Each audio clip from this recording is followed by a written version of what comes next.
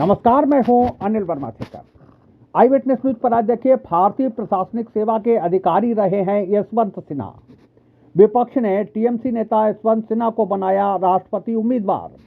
जानिए यशवंत सिन्हा के राजनीतिक कैरियर के बारे में। राष्ट्रपति चुनाव के लिए विपक्षी पार्टियों ने मिलकर पूर्व केंद्रीय मंत्री यशवंत सिन्हा को अपना उम्मीदवार चुना है। 18 जुलाई को राष्ट्रपति चुनाव होने हैं। यशवंत सिन्हा लंबे समय से राजनीति से जुड़े हैं। वहीं उनके बेटे जयंत सिन्हा भाजपा के नेता हैं। वो भारतीय प्रशासनिक सेवा के अधिकारी रहे हैं। 24 साल तक उन्होंने इस रूप में सेवा दी। वो देश के वित्त मंत्री और विदेश मंत्री भी रह चुके हैं। हालांकि बाद में उन्होंने भाजपा से इस्तीफा दे दिया था। पश्चिम बंगाल में चुनाव से पहले वो टीएमसी में शामिल हो गए थे। राष्ट्रपति उम्मीदवार बनाए जाने से पहले उन्होंने टीएमसी छोड़ दी। यशवंत सिन्हा का जन्म 6 नवंबर 1937 को पटना में हुआ था। 1960 में वो भारतीय प्रशासनिक सेवा में शामिल हुए। इस दौरान वो कई महत्वपूर्ण पदों पर रहे। एसडीएम और डीएम के रूप में सेवा देने के बाद वो वाणिज्य मंत्रालय में उप सचिव के पद पर भी रहे। जर्मनी के भारतीय दूतावास में भी उन्होंने कार्य किया।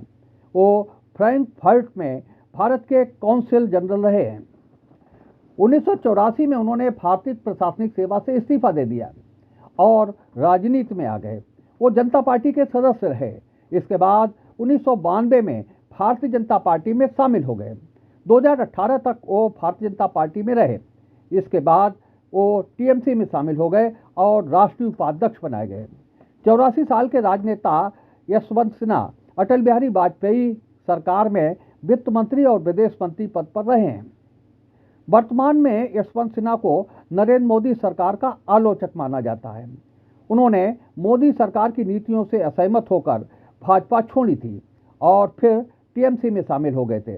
राफेल केस में मोदी सरकार को क्लीन चिट मिलने पर भी प्रशांत भूषण, अरुण शौरी और यशवंत सिन्हा ने कोर्ट में रिव्यू पिटीशन डाली थी।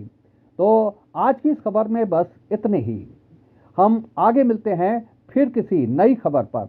तब तक के लिए इजाजत दीजिए। नमस्कार। खतरों की सड़क।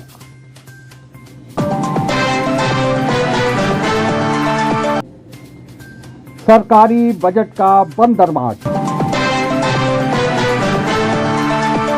गंदगी का अंबार।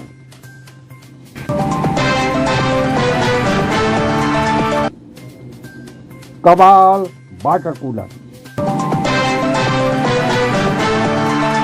पेवर ब्रिक्स का शहर।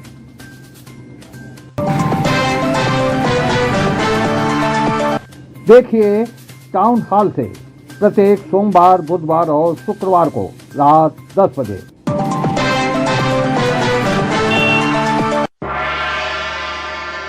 उम्मीद है आपको हमारी ये खबर पसंद आई होगी। आप इसे लाइक करें, अपने दोस्तों के साथ शेयर करें और कमेंट करके अपनी प्रतिक्रिया बताएं। अगर आप पहली बार हमारा चैनल देख रहे हैं तो चैनल को सब्सक्राइब करना ना भूलें। यही निवेदन आपसे है।